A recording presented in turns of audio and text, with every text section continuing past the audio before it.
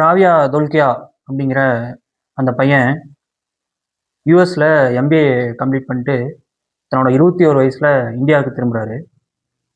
திரும்பின உடனே அவங்க அப்பா வந்து, உனக்கு வாழ்க்கைனா என்னன்னு தெரியணும், ஒரு வேலை கிடைக்கிறது எவ்வளோ சிரமம் அப்படின்னு தெரியணுங்கிறதுனால, உனக்கு தெரியாத மொழி இருக்கக்கூடிய ஒரு மாநிலத்தில் போய் நீ வந்து வேலை செய்யணும். அது மட்டும் இல்லாமல் மாதம் உனக்கு வந்து 7,000 ரூபா மட்டும்தான் உனக்கு அனுப்பி வைப்போம். 3 செட்டு ஷர்ட் பேண்ட் எடுத்துக்கிட்டு அவர் கேரள மாநிலம் கொச்சிக்கு வராரு.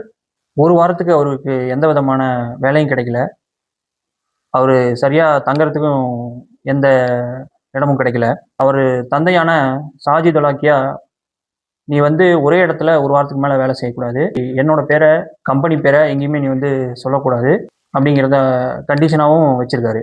அந்த பையன் வேலை தேடி போகும்போது கிட்டத்தட்ட 60 இடங்களுக்கு மேலே அவர் நிர்ணயிக்கப்பட்டார். அதை தொடர்ந்து கடைசியாக சேரநல்லூர் அப்படிங்கிற இடத்துல ஒரு பேக்கரியில் வேலை கிடைக்குது.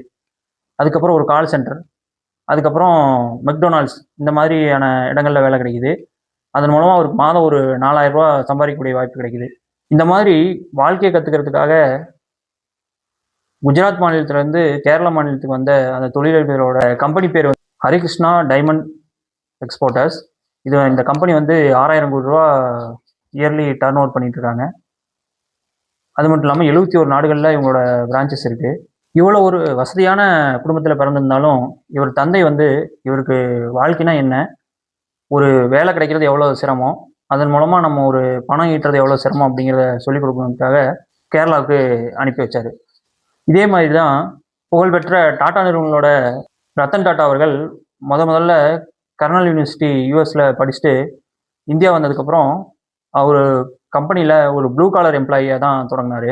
அதன் மூலமாக கம்பெனியில் இருக்கக்கூடிய பேஸ்லைன் ஒர்க்கர்ஸ்க்கு என்னென்ன மாதிரியான ஸ்ட்ரகிள்ஸ் இருக்குது, அதை நம்ம எப்படிலாம் வந்து ரெக்டிஃபை பண்ணலாம் அப்படிங்கிறதெல்லாம் அவர் வந்து ப்ராக்டிக்கலாக கற்றுக்கிட்டாரு. நண்பர்களே, இந்த மாதிரி தான் நம்ம ஒரு விஷயத்தை தொடங்கணும் அப்படின்னா அடிப்படையிலேருந்து தொடங்கி அதில் இருக்கக்கூடிய சிரமங்களை நம்ம புரிஞ்சுக்கிட்டு அதை ரெக்டிஃபை பண்ணுறதுக்கு என்னென்ன விஷயங்கள் தேவையோ அதெல்லாம் நம்ம செஞ்சோம்னாவே ஆட்டோமேட்டிக்காக நம்மளோட நிறுவனமாகட்டும், நம்ம எடுத்துக்கிட்ட முயற்சிகளாகட்டும், அதில் நம்ம வெற்றி அடைய முடியும். நம்ம வந்து அடிப்படை வேலைகள்லாம் செய்யறதுனால நம்மளை வந்து மற்றவங்க வந்து தவறாக நினச்சிருவாங்க அப்படிங்கிறத நீங்கள் எந்த காலத்துலையும் யோசிக்கவே கூடாது. ஏன்னா இது வந்து உங்களோட எய்மு. அதுக்காக நீங்கள் தான் வந்து எஃபோர்ட் போடணும். யாரோட கருத்துக்கும் உங்களுக்கு எதிராக இருக்குங்கிறதுக்காக நீங்கள் அதை வந்து பெரிதுபடுத்தணுங்கிற அவசியம் கிடையாது.